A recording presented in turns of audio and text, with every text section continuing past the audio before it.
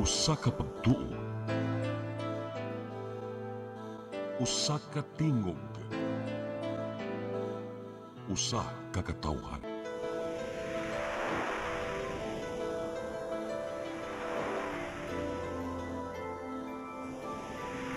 Cebu Catholic Television Network.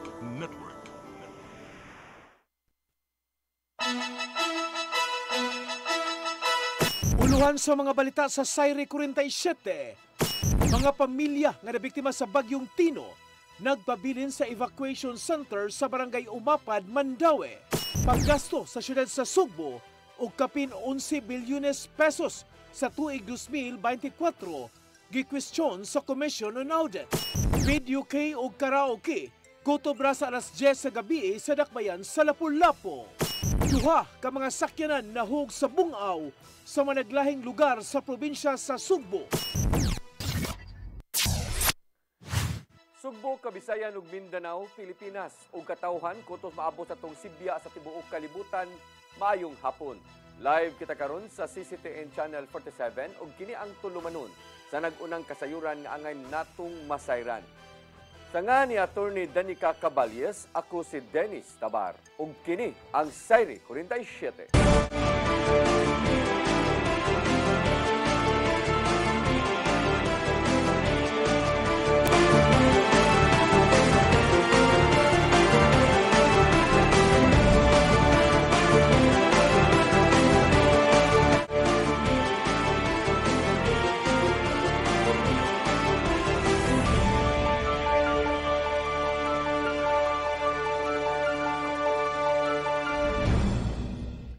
Ug karon sa kumpletong detalye sa atong mga balita, unom ka pamilya gikan sa hilabihang giguba nga mga panimay human sa Bagyong Tino nagpabilin paghihapon diya sa evacuation center sa Barangay Umapad, Dakbayan sa Mandaue. Samtang bahin sa Dan sa barangay ang padayon nga gibaha. Ang kasayuran ihatod ni Mary Rose Sagarino. Unom na lang ang pamilya nga nagpabilin sa evacuation site sa gym sa Barangay Umapad sa siyudad sa Mandaue. Sila ang biktima sa Bagyong Tino sa barangay nga na-totally damage ang panimay. Moabot na sa kapinbuan ang ilang pagpuyo sa evacuation center. Hinuon matod nila nga gikatakda na ang ilang pagbalhin sa Tent City sa bahin sa Barangay Mantuyong. Matod pa sa barangay nga base na sa City Social Welfare and Services. So na naman sila gihatag na mong adlaw. Karon dapat unta ilang ihatag nga adlaw niya halidi maron. Ya dili pa man pwede daw ugma daw kuno. So ni okay ra sad mi ba sig ugma pon makabalhin na mi. Ilang taon na lang yun. Wag mi choice kay. Matod ni Kapitan Grab Cortez nga naendorso na nila ang mga pangan sa pamilya sa CSWS. Sa pagbisita sa CCTN 47 sa lokasyon kaganinang udto, wala pa'y natukod nga Tent City. Hinuon adunay bakante nga modular housing unit sa pasilong sa Paradise. Sa laing bahin, gibaha gihapon ang bahin sa C. Batelier Street sa Barangay Umapad. Matod ni Kapitan Reb Cortez nga problema na ang barado nga drainage sa wala pa ang pag-igo ni Bagyong Tino ni adtong Nobyembre ug nasamutan pa sa bagyo. Problema ka na diha kay both side mga private property nga abuno naman gud. Mao na gina siya tungod pag-abuno. So na mahubas dayon na. Daron dili na tungod kay latok na ang kanal. Kinahanglan na gid sayop. Matod ni Cortez nga nihangyo na siya sa syudad sa pagdiklag sa drainage sa lugar. Mary Rose Sagarino, CCTN News. Tawhanong katungod sa matag usad dili angayang kalimtan taliwa sa managlahing katalagman nga giatubang. Suportado sa Commission on Human Rights ang investigasyon kalabot sa palpak nga flood control projects. Ang kasayuran ihatod ni Gian Navarro. Getagan og dakong bilis sa Commission on Human Rights 7 ang katungod sa tanan. Ilabi na katong mga apektado sa nangaging mga katalagman. Gimugatan ni Regional Director Attorney Arvin Udron nga dili hayan kalimtan ang tawhanong katungod dungan sa pagbangon sa mga biktima sa linog ug bagyo. Nimpag sa ulog sa National Human Rights Consciousness Week, giila sa CHR7 ang katungod sa mga biktima sa pagpadayag sa ilang katungod, ingon man ang ilahang nga dungog. Apil nini ang pagpangayo og hustisya human sa nangapalpak ang mga flood control projects nga maoy nakaingon sa lapad nga pagbaha sa miaging buwan. Maong suportado sa CHR7 ang nagpadayong investigasyon bahin sa maong anumalusong proyekto aron pang silutan ang mga nalambigit niini. We are asking other sectors to recognize our rights. In the same way, we are also obliged to respect the rights of other persons. That is why this is called everyday essential. Usang CHR-7 sa mga nagbantay sa nangagi mga protesta aron pag-abag ngadto sa mga nisalmot nini. Sa kasamtangan, walay mga natalang human rights violations human sa maong kalihukan. If it results from a man-made act because of negligence, because of intentional act or whatever, so we demand corresponding responsibility from the accountable persons. Samtang, daghang mga kalihukan ang giandam sa CHR-7 alang ning kasaulugan sa National Human Rights Consciousness Week. Apil nini ang gipaygayong Regional Human Rights Debates Cup diin magtigi ang mga tinun-an sa senior high o college students. Gikalipay sa CHR-7 ang aktibong pagsalmot sa mga batan-on aron pagtuki sa mga isyong may labot na ang tawhanong katungod. So nakita nato sa mga kabatan-una nato their interest to discuss issues related to human rights. Ian Navarro, CCTN News. Department of Labor and Employment 7 mohimo og special job fair sa mga dapit nga apektado sa linog ug bagyo. Kabahin kini sa pagsaulog sa ika-92 nga anibersaryo sa ahensya. Ang kasayuran ihatod pagbalik ni Gian Navarro. Mupaygay ng Department of Labor and Employment 7 og special jobs fair sa Dakbayan sa Bogo karong Disyembre 11. Dili mo menos sa 20 ka mga employers ang niabag aron matabangan nga makabaton og trabaho kadto mga apektado sa kusog nga linog. Kabahin kini sa gimong lakang sa Dule 7 isipag saulog sa ika-92 nilang anibersaryo sa mambuatan. Gibutyag ni Regional Director Attorney Roy Bonafé nga mismong ang Bogo City Government ang nakig-alayon kanila aron mahitabo kini. So 20 pa lang ni, but we're expecting mudaghan pa kay gipaninguha nato ang manufacturing, ang even BPO ato pong silang giagni nga muapil dito sa atong job fair karong December 11. Magpaday ni noon ang espesyal nga job fair ngadto sa ubang mga local government units nga apektado sa linog ug bagyo. Ilabi na nga daghan ang nanginahanglan og trabaho dungan sa ilang pagbangon. Nihangyo pod ang atong mga local government units dito nga kung makapahigayon tag job fair alang sa mga katawhan nato dito nga nawad-an po og trabaho ug katupong gusto po makakita another opportunity. Nitong Sabado, gipaagi sa Nationwide Jobs Fair ang pagsaulog sa anibersaryo sa Dole diin libuan ka mga bakanting trabaho ang gitanyag ngadto sa libuan usab nga nangita niini. Kadaghanan sa mga bakanting trabaho nagagikan sa service sector o business process outsourcing kon BPO companies. Samtang yatagan nila og pasidungog na ng panahona ang truck driver nga si Francis Anthony Narbasa kinsang ni-rescue sa mga nabahaan ato sa bagyong Tino niadtong Nobyembre sa Liloan. Isipagsaludo og pagpasalamat tungod sa bayanihong buhat, nakadawat si Narbasa og plake gikan sa Dole 7 og 10,000 pesos nga financial assistance gikan sa Regional Tripartite and Industrial Peace Council. Haybaw siya nga kamatayo na ang naghuwat unta pero sa iyang malumo ang kasing-kasing o sa iyang sakripisyo nabuhat niya ang tumong ug tuyo sa usa ka ligdong nga tawo. Ian Navarro, CCTN News. Nahimong kampiyon sa fire truck decoration contest atol sa Bombero 7 Pascuridi ni adtong Nobyembre 30 ang Lapu-Lapu City Fire District. Matod ni Fire Superintendent Arnel Abilia, ang District Fire Marshal nga ang ikapasigarbo sa Dakbayan mo'y ilang konsepto nga mao ang airport, gitara ug si Dato Lapu-Lapu. Kauban nilang nisalmot sa maong konsepto mao ang Mandawi City, Cebu City ug ang lungsod sa Konsolasyon. Human maproklamar nga champion ang maong fire truck, lakip na sa nisalmot sa matag gabi nga rubing sa Dakbayan sa Lapu-Lapu. Sugod ni atong Disyembre 1 aron pagpahimangno sa katawhan nga kanunay magmatngon aron malikayan ang sunog. Ipa-roving na mo within the city para maka-catch siya attention sa public. Kay mamo na isa sa reason sa atong fire truck visibility. Kay every night conduct fire truck visibility para visible ang makitan sa public ang atong mga bombero, atong fire truck. Then pag abot nila sila ang mga balay, mag-amping sila kasi nakita sila fire truck. Mosunod, paggasto sa syudad sa Sugbo og kapin 11 bilyones pesos sa tuig 2024 Gikwestiyon sa Commission on Audit. Kana og daghan pa mga balita sa pagbalik sa Sayre 47.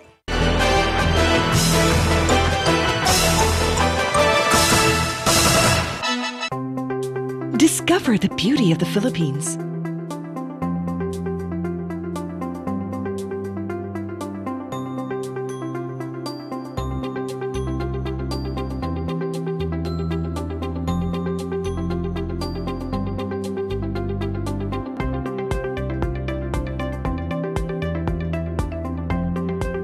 With Philippine Airlines, the country's flag carrier.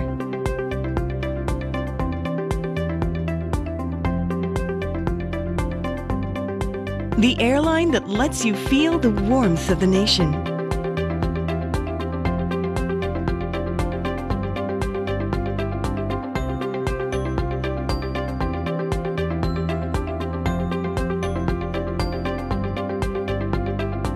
Mabuhay!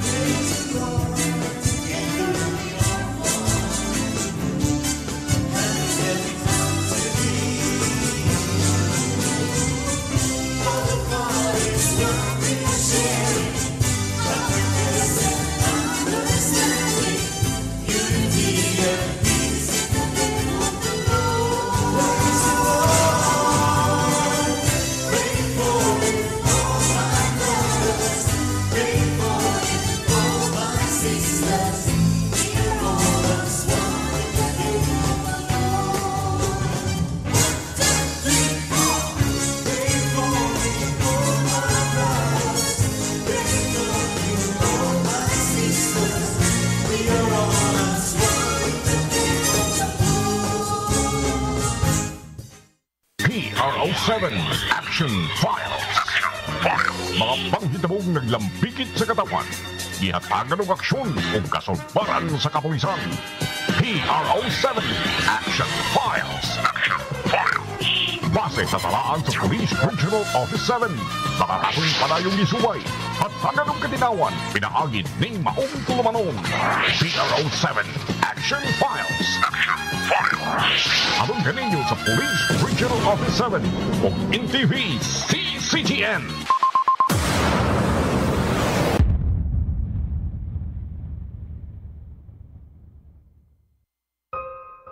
Di siya kumutuog na Ginoo. Pero magulo ng bata da. Nangita lagi ni gatas. Kasabot ka, akong ipakuha.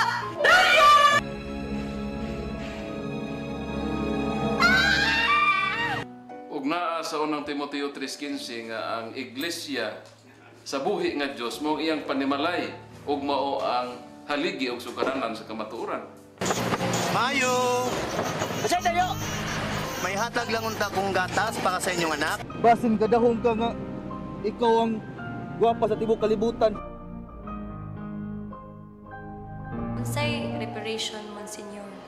Buhi ka, laing bata, aron mabayran ang imuhang nahimo nga dakong kasalanan.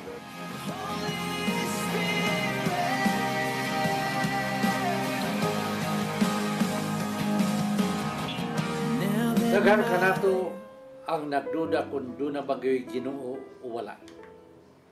Apan ang Biblia nag-ingon nga atong dawaton pinagi sa pagtuo ang kamaturan nga dunay Ginoo. Sa Hebreo 11:6 nag-ingon, walay makapahimot sa Dios kung walay pagtuo. I came for you. I came for you. Holy Spirit.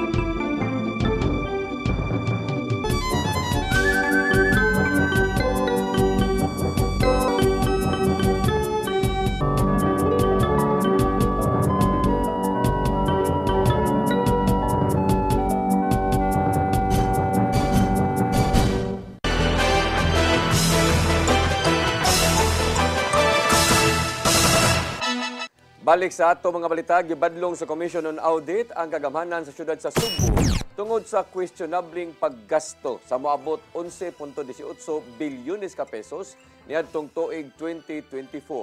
Sa Independent Auditors Report sa CUA, ang Cebu City nilista sa 11 bilyones pesos isip aktwal nga naggasto bisan og obligated fund pakini o gawa pay napagawas nga kwarta. Tungod niini, gi-question ang transparency o pagkatukma sa report sa kwarta sa syudad.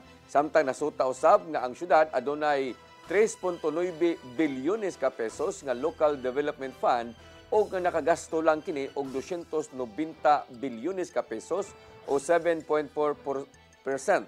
Gawas sa Cebu City, nasuta usab sa CUA nga ang Talisay City adunay naggasto nga dili disaster-related apan pundo nga gikuha sa disaster fund sa tuig 2023 ug 2024. Striktong ipatuman sa syudad sa Lapu-Lapu ang paggamit sa videoke o karaoke lapas alas 10 sa gabi subay sa mga reklamong nadawat. Tumong niini nga dili makahatag o kasaba o sa mga residential area o masiguro nga dili makahatag og kasamok sa pagkatulog o kahayupan sa mga residente. Pahugtan ang pagpatuman niini sa kasamtangang ordinansa nga noise control ordinances. Gimando nga ang mga barangay, ang kapulisan, ingon man ang City Traffic Management System ang magpatuman sa maong nga ordinansa. Syudad sa Mandawi ni pahigayon og seminar kalabot sa mental health ug saktong stress management ngadto sa mga sakop sa Mandawi City Police Office ug sa Mandawi City Jail. Kini aron paghatag og pagtagad ug pagpalig-on sa ilang panghunahuna ug dili lang sa pisikal nga bahin sa panglawas. Ang kasayuran ihatod ni Mary Rose Sagarino. Sa unang higayon, nihimo og mental health stress management seminar ang syudad sa Mandawi alang sa sakop sa Philippine National Police ug Bureau of Jail Management and Penology. Pinaagi sa Substance Abuse and Mental Health Services Office, gihisgutan ang nagkadaiyang isyu, lakip na ang nasinating stress ug unsaon kini pagdumala. After sa pag-identify in the afternoon, ato na ni siyang mag-identify na punta og solutions. Unsaon pag-manage atong stress. Muna siya, especially atong mga law enforcers, frontliners ba ni? And then, morabag ato i-humanize ang atong mga law enforcers kay strong ba atong tanaw nila. Which is, unfair sa ila ha kay tao sa dubi sila. Gihimugatan nga ang stress ug ang gidang problema mahimong makaapekto sa pag-alagad sa law enforcement officer. Hilabi na pipila kanila ang nadestino layo sa ilang mga pamilya nga kinahanglan nga dili lang himsog sa pisikal nga bahin kundi lakip na ang mental health. Of course, ang atong mga law enforcers dapat physically and mentally fit gid na sila. And by doing this, ma-orient sila balik no to have a self-check, self-assessment, and how to cope up stress. As we all know, as a law enforcer, mao gid usa sa ang pinakabugat na trabaho, no? Bugat kay responsibilidad. Of course, labi na atong kapulisan, peace and order gud ang ilang gi-maintain sa atong sandakbayan sa Mandaue. And of course, dapat mo check nila.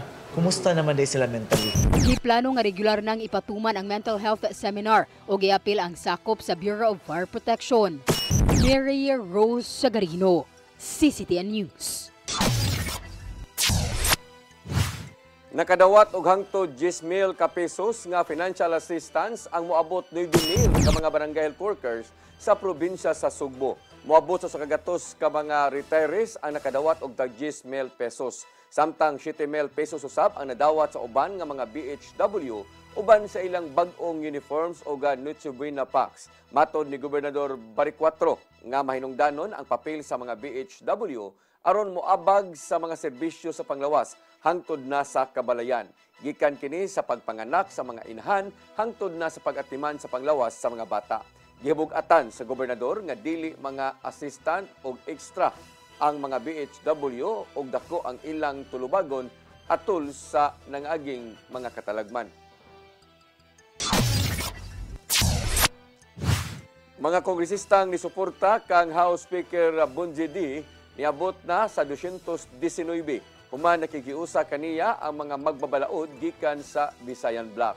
Taliwa kini sa mga naggawas nga report labot sa buot mopuli sa maong nga posisyon. Ang kasayuran ihatod ni Gian Navarro. Nakakuha si House Speaker Faustino Bonjedi og suporta gikan sa 219 ka mga magbabalaod aron paluyuhan siya sa kasamtangang pwesto. Apil sa mga nihatag og suporta ang 39 ka mga sakop sa Visayan Block diin usa sa mga nangulo nini mao si Cebu 5th District Representative Duke Frasco. Nipaluyo usab ngadto sa kasamtangang liderato ang pipila ka mga kongresista dinhi sa Sugbo nga silang Cutie Del Mar sa Cebu City North District, Patricia Calderon sa 7th District, Lollipop Uwano Dizon sa Mandaue City Lone District, Edsel Galio sa 2nd District, San Shimura sa 4th District, Edu Rama sa Cebu City South District, Daphne Lagon sa 6th District, Junard Ahong Chan sa Lapu-Lapu City Lone District, ug Rhea Gulias sa 1st District. Sa gipadalang manifesto gikan sa Visayan Block, dako ang pagtuo sa mga kaubanan nga wala gyud dalang bigit si D sa bisan unsang kontrobersiya ilabi na sa isyu bahin sa korupsyon. Abli hinuon si D sa kaakuhan kun accountability ug bukas usab sa pagpatuman sa transparency sa mga reforma sa Kongreso. Apan kuwang kini aron makakuha usab og suporta. Apan kuwang pa kini aron makaabot ngadto sa 253 ka mga kongresista diin so samang gidaghanon ang nibutar kaniya sa pagka-House Speaker niadtong Hulyo aron pulihan si kanhi House Speaker Martin Romualdez. Nigawas ang maong mga taho sa gingong buot pagpapuli sa House Speakership diin buot i-install sa ubang mga sakop sa Kongreso si Deputy Speaker Ronaldo Puno gikan sa Antipolo City alang sa maong posisyon. Gian Navarro, CCTN News.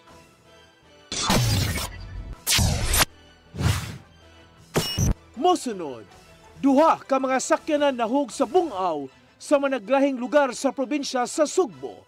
Kana og daghan pa mga balita sa pagbalik sa Sayre 47.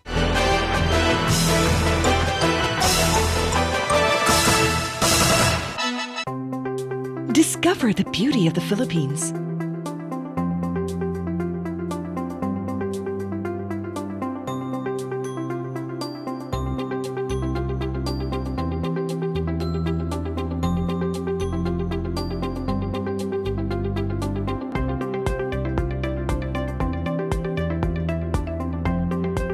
With Philippine Airlines, the country's flag carrier.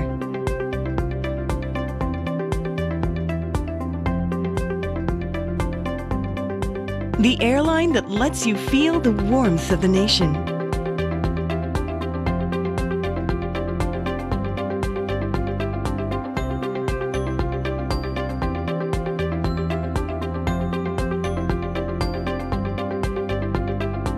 Mabuhay!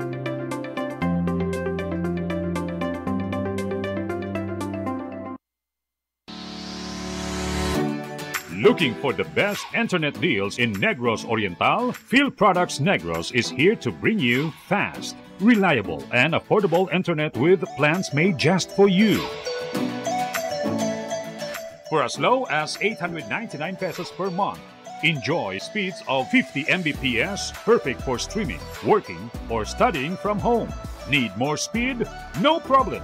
Get 100 Mbps for just 1,199 pesos. 150 Mbps for only 1,499 pesos, or our fastest plan, 400 Mbps for just 2,399 pesos per month. Plus, you can add over 100 cable TV channels to your internet plan for just an additional 100 pesos per month. That's entertainment and lightning fast internet all in one. Enjoy no installation fees and start today with a 1,000 peso customer deposit. Call us now or visit our website to sign up with the Field Products Negros. You get internet that's affordable, reliable, and local. Field Products Negros, bringing you closer, faster. Call us at 0917-631-5240 or visit our website www.fieldproductsnegros.net or our Facebook page, Field Products Dumaguete. Subscribe now.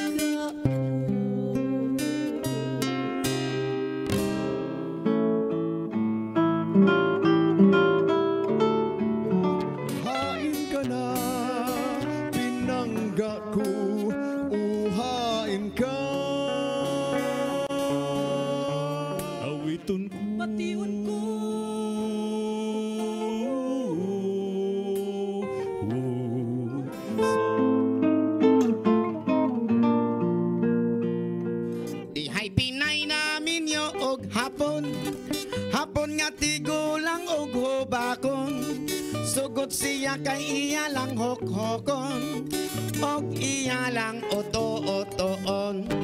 Ay pas sayawin day, surain day, surain day, surain day.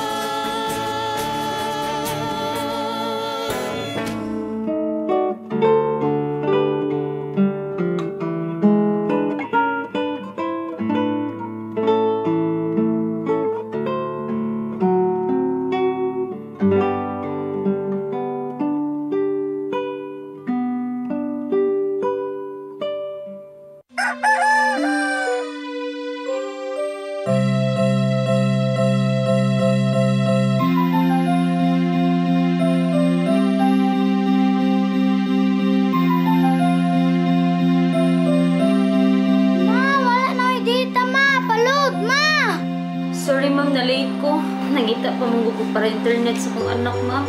Ay, wala na yung problema. Pag-sinisibo! Sinisibo, sinisibo. For your internet connection And for the signal of your cable TV. so fast and straight, the transmission to your home. Sinisibo! Sinisibo, sinisibo.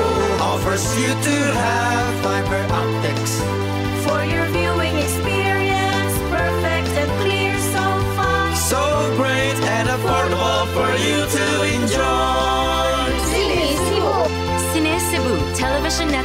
Incorporated offers fiber to the home broadband internet bundled with fiber to the home cable TV connection.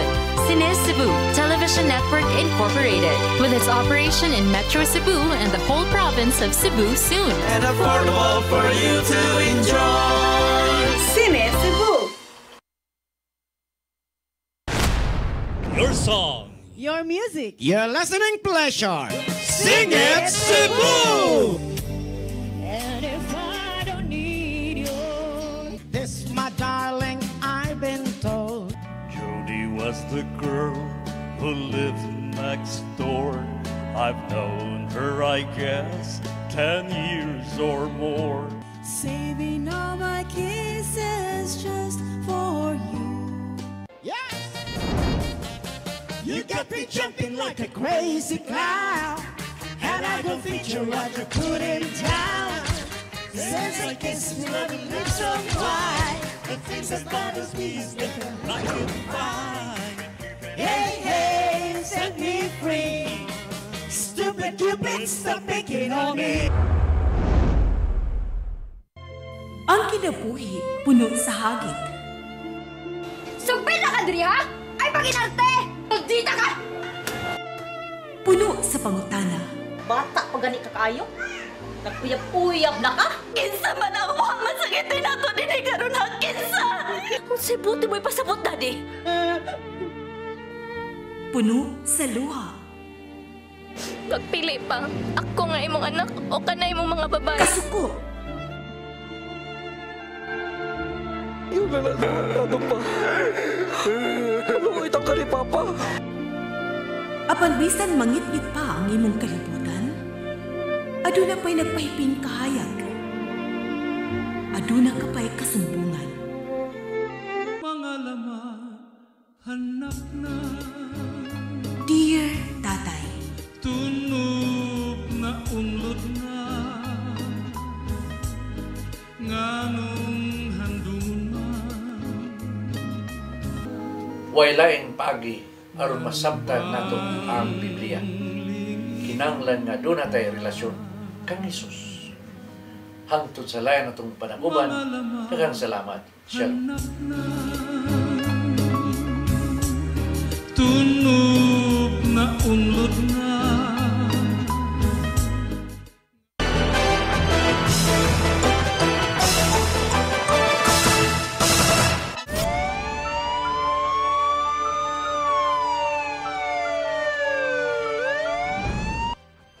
Balik sa ato mga balita, duha ka mga sakyanan nahulog sa bungaw sa malaglahing lugar sa probinsya sa Sugbo kagahapong adlaw. Unang nahagbong ang sakyanan sa usa ka pulis diha sa may Trans Central Highway sa lungsod sa Balamban. Human nabanlas sa baha, samtang ang usa ka wing van natagak usab sa pangpang didto sa lungsod sa Uslo. Ang kasayuran ihatod ni Arnold Bustamante. Duha ka mga sakyanan ang nangahulog sa bungaw kagahapon sa managlahing lugar sa probinsya Sugbo. Unang natagak sa pangpang nahitabo kini sa Trans Central Highway sa barangay Kansumuroy, lungsod sa Balamban. Ang sakyanan sa usa ka pulis nga destino sa First Provincial Mobile Force Company human maanod sa kusog nga bulog sa tubig alas 5:30 sa sayo nga kabuntagon. Nga resulta usab sa pagkaangol sa driver niini. Sa investigasyon sa Balamban Municipal Police Station nga sakyanan nga Hyundai Ion na color Phantom Black nga dunay plate number nga FDM 8585 nga gibaniho sa tag-iya nini nga usa ka pulis nga si Police Master Staff Sergeant Muhaliden na Kamsang Samud, 44 anyos, nga residente sa Tubikag Manok, Asturias. Gikan matud pa kini sa lungsod sa Balamban ug inguga paingon kini sa syudad sa Sugbo. Apan pag-abot sa mga lugar, kusog kaayo ang bulog sa tubig nga misubay sa karsada ug dangog na usab kaayo ang dalan. Nakahukom ang driver nga mobalik na lang sa lungsod sa Balamban nga tungod ini mi-U-turn kini apan tungod sa kakusog sa tubig na banlas kini ug napunta sa pangpang hangtod nga nahagbong sa Gibanabana 20 ngadto na sa 30 ka tiil.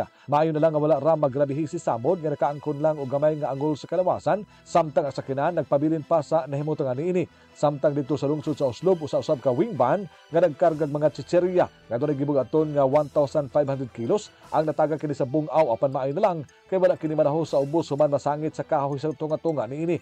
Nahitabo ang insidente sa National Highway sa barangay Kalumpang, lungsod sa Oslob, probinsya Sugbo, alauna 20 kag hapon sa hapon.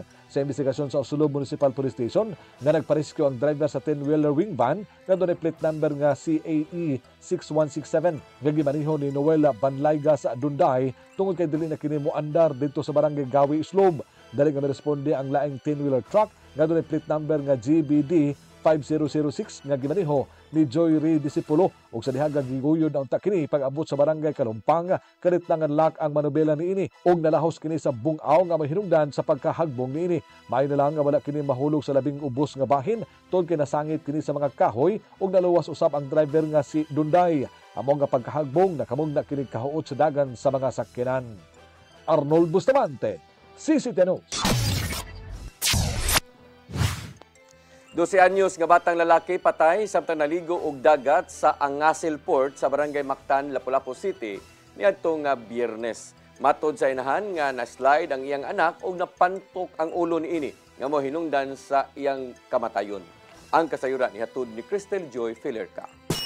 Patay ang usa ka batang lalaki samtang naligo kini sa may Angasil Port sa barangay Mactan, Lapu-Lapu City pasado alauna sa hapon niadtong Disyembre 5. Ang biktima mao si Ray Girongay Alegre, 12 anyos, usa ka tinunan sa grade 3 ug taga-suong barangay Mactan. Matod sa inahan niini nga si Elvira Girongay, 30 anyos, nga kinamagwangan niyang anak si Ray sa 8 niya ka mga anak. Mahinumduman nga ni anang adlaw, suspendido ang face-to-face classes tungod sa Tropical Depression Wilma. Apan sa wa pang hitabo, usa ka semana na diay nga nilakaw silang panimay si Ray ug matod sa inahan nga kuyog lang niini ang iyang mga barkada. Aduna kini mga kaila sa Angasil Port tungod kay didto sila maninda. Sa pakighinabi niya sa mga kauban ni Ray nga naligo, na-slide ang iyang 12 anyos nga anak ug napantok ang ulo. Nagduwa sila man nagambak-ambak. Nya mao to siya nga pag-ambak niya na-slide ko no ang kanang bata kong anak. Nya pag-slide sa akong anak, napantok daw ang ulo o nabanda yang likod. Nya ni ana ang bata nga nangayo ko no siya tabang nga tabangi ko kay kanang sakit siguro. Nya ningon ra man ko no ang iyang mga kauban nga gagmay nga kanang naglaylay ra daw akong anak. So wala nila dayon giduol. Sa dihang namatikdan sa iyang mga kauban nga wa na mo responde si Ray, nanawag na sila og rescue. Nadala pa sa tambalanan ang 12 anyos apan nakabsan gyud kini og kinabuhi. Pasado alas 2 sa hapon nitong Biyernes, aduna nalay nagpahibaw kay Elvira kabahin sa nahitabo sa iyang anak ug dito na siya ni apa sa tambalanan. Kumbinsido hinuon si Elvira nga disgrasya ang nahitabo sa iyang anak ug way nagbinuang niini. Wa pa niya makuha ang death certificate sa iyang anak, apan base sa iyang nasabtan sa dihang nahinabi niya ang doktor nga nagatiman sa iyang anak, matud niyang posible gyud nga napantok ang ulo niini. Gani gitambagan pa siya sa doktor nga ipahikap ang ulo sa iyang anak aron nga dili siya magduda. Ultimo ang doktor ni ingon gid nako nga kanang ipahikap ang ulo niya kay basin ko no magduda ko nga basig gitukmod gibunalan or unsa ba diha. Nya ani-ana ko nga sige dok ako lang i-check ang bata. Tinuod jud ma'am nga naay bukol o kanang naa siya murag lagom sa nga diri niya ug sa ihang diri hawak. Dugang paniya nga nitabang ang City Social Welfare and Development Office aron sa pagpahiluna sa patayng lawas sa iyang anak, apan nanawagan siya og tabang tungod kay nanginahanglan usab sila og tabang pinansyal. Cristel Joy Filerca, CCTN News. Duha ka panimay sa managlahing lugar sa syudad sa Naga girunda sa mga sakop sa PDEA 7 ug kapulisan sa syudad. Usa ka nadakpan senior citizen samtang ang usa mga target nga nakaikyas. Ang kasayuran ihatod ni Arnold Bustamante. Duha ka managlahing panimalay og lugar sa Dakbayan sa Naga ang girunda sa mga sakop sa Philippine Drug Enforcement Agency sa pakigalayon sa Naga City Police Station alas 7:23 ug alas 7:32 sa buntaga kagahapon. Pinasigkad sa search warrant nga gilawatan sa korte. Ang labing uwahing girunda ang panimay sa Purok Sagay, Sitio Kalubihan sa Barangay Tuyan sa siyudad sa Naga nga resulta sa pagkasikop silang target. Ang nadakpan giilan ni PDEA 7 Director Joel Plaza nga si alias Jojo, 60 anyos nga residente ng Usam sa mga lugar. Nagkuha sa mga operatiba sa sunod siyang panimalay balay ang 7 ka mga pakete sa gituang shabu nga motimbang sa 100.2 grams nga doon estimated average market value nga 681,360 pesos o 4 ka strips sa tin foil nga doon residue sa gituang shabu usa ka cellular phone. Sa yunini, laing team sa Peria 7 ug mga sakop sa kapulisan nilusob-usab sa laing nila nga target nga naisyuhan usab og search warrant sa korte dito sa Purok Sentro 2 sa Barangay Langtad sa Sudad Sanaga. Ang target sa operation nga si alias Makmak ang nakaiskapo human makamatikod sa presensya sa Peria 7 ug mga pulis sa dapita. Bisan pa man niini, nakakuha sila sa sulod sa balay sa suspitsado ug tulo ka dagkong puto sa gituang shabu nga motimbang sa 80 gramos nga dunay balor nga 544,000 pesos. Ang mga nakuhang ebidensya giduso kini sa Peria 7 Regional Office Laboratory alang sa himuon nga chemical analysis. Mato ni Lia Alcantara, ang information officer sa Peria 7, ang duha ka mga panimalay nga gironda gipaubos kini sa case build-up sulod sa 3 ka semana human madawat ang impormasyon gikan sa confidential informant. Sa impormasyon nga nasagap, makabaligya ang mga suspitsado og 50 nga tunas sa 100 grams nga shabu matag semana gikan silang supplier. Giandam na ang tukmang kaso batok sa mga suspitsado. Arnold Bustamante, CCTV. Tulo ka panimay sa nasunog sa Barangay Kanghulaw, Dakbayan sa Lapu-Lapu niadtong Biyernes. Samtang laing sunog usab diulbo sa Dulho Fatima ning syudad sa Sugbo kagahapon. Ang kasayuran ihatod ni Crystal Joy Filerca. Duha ka panimay ang naugdaw, samtang usa ang na partially damage, human miulbo ang sunog sa Purok Sambag, Barangay Kanghulaw, Lapu-Lapu City niadtong Disyembre 5. Nadawat sa Lapu-Lapu City Fire District ang alarma alas 9:34 sa gabi ug dali kining narespondihan. Ang maong sunog nakalanat og 21 minutos ug nagbilin og danyos nga 120,000 pesos. Matod ni FO3 Jopet Ubinia, ang fire investigator, nga base sa ilang investigasyon gituyo ang maong sunog. Kini tungod kay sawa pa ang maong panghitabo, gikalali sa usa ka lalaki ang iyang live-in partner ug iya pa kining gidapatan. Human niini, nagsunog kini og panapton ug didto gilabay sa ilang tindahan nga may mga butane. Human sa insidente, wa na dayon makita ang maong lalaki. Apan sawa pa ang sunog, daanang nang hulga ang sospek. Samtang kaganihang buntag, suma pa ni Ubinia nga unom ka mga witness ang ni-execute og affidavit lakip na ang live-in partner sa sospek ngadto sa Lapu-Lapu City Fire District. Dugang pa ni ana, nagpablatter na usab kaganihang buntag sa Police Station 3 ang live-in partner sa sospek tungod sa pagpangdapat kaniya. Mato ni Police Captain Edsel Petesio, ang spokesperson sa Lapu-Lapu City Police Office, nga gihikay na nila ang tukmang kasong ipasaka batok sa sospek. I-execute na affidavit ang live-in partner aning ato ang suspect, ma'am, dito sa ato ang WCPD sa Station 3. Kung makamani karon ang mga papilis ani, possible nga mag-file ta og kaso o sa sunod adlaw, ma'am. Irregular filing lang ni ma'am, apil ang arson sa Bureau of Fire nato, ma'am. Samtang laing 27 ka pamilya ang nawad-an sa ilang Pinoy-anan sa laing sunog sa sitio Mayflower sa Barangay Dulho Fatima, syudad sa Sugbo ni adtong Domingo sa kadlawon. Sa inisyal nga lista sa Department of Social Welfare and Services kon DSWS, 15 ka panimay ang naugdaw ug nakaapekto kini sa 117 ka mga individual. Crystal Joy Filerca, CCTN News. Mo kadto naglangkob sa atong mga balita sa Sayri 47 o sa atong Christmas countdown, 17 kaadlaw na lang sa dili pa ang Pasko. Sa nga ni Attorney Danica Caballes, ako si Dennis Tabar. Anton ugma, dinigyapon sa inyong paboritong tulumanon, Sayri 47.